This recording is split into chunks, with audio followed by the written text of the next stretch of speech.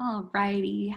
Hi guys, my name is Malia Ellis and I'm going to be presenting on gait development for our critical assignment.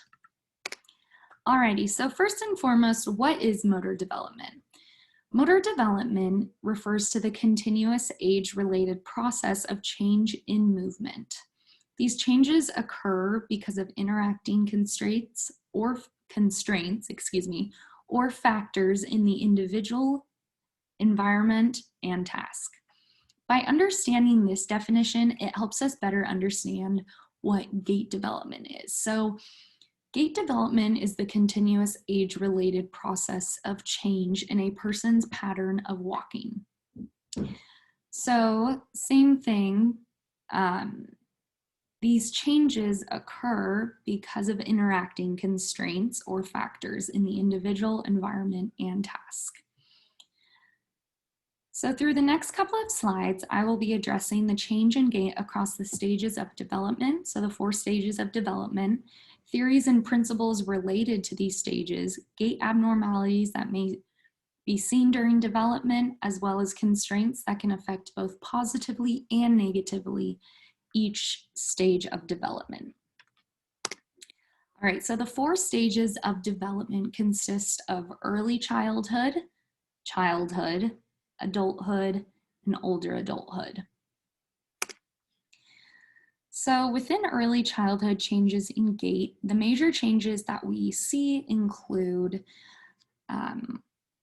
small amounts of pelvic rotation at about 13 months, and then knee flexion begins to occur shortly after, followed by foot contact with a trunk width base of support at about 17 months, synchronous arm swinging to the strides, heel to foot, forefoot strike at about 18.5 months, as well as the increase in time in which one foot supports the weight of the body while the other foot swings forward.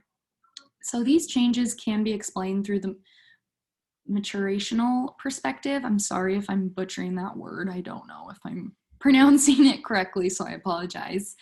But this is a perspective in which the developmental changes that occur are because of an internal or innate process driven by a biological or genetic time clock. All right, so then we have childhood changes in gait, which this includes increases in stride length, and then also mainly all individuals are able to observe that their rhythm and coordination while walking has improved.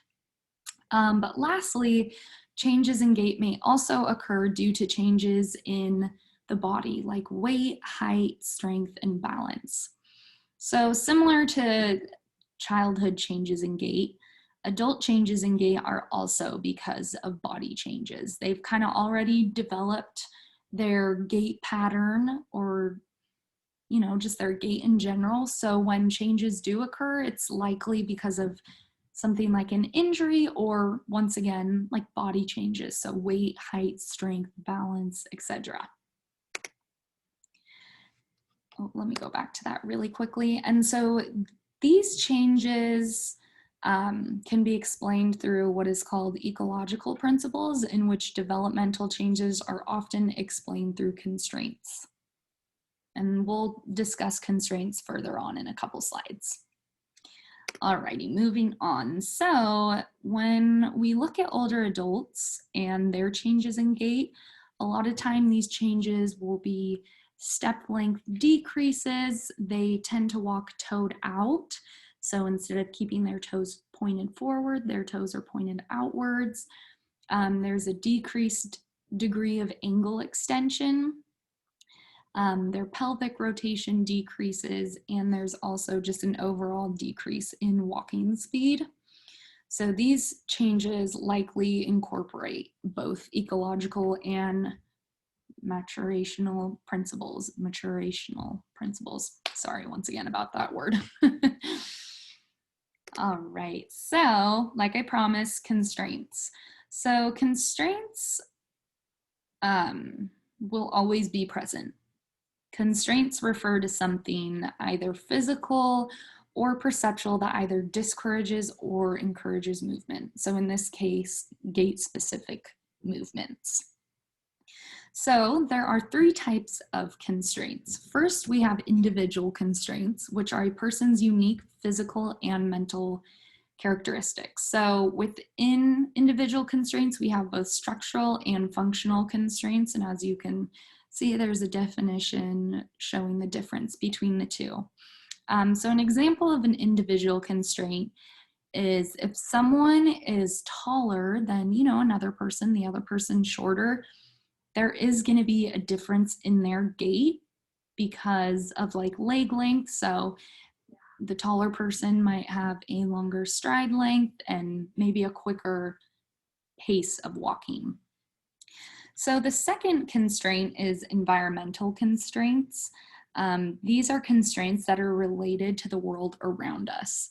So an example that I'm going to give for this is your gait is going to change if you are walking on like an icy road compared to if you were walking on just like a regular concrete sidewalk.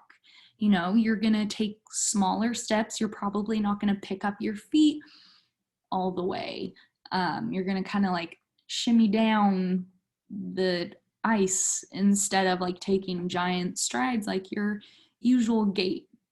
So that is an example of an environmental constraint. And then lastly, we also have task constraints, which are the goals and rule structure of a particular movement or activity.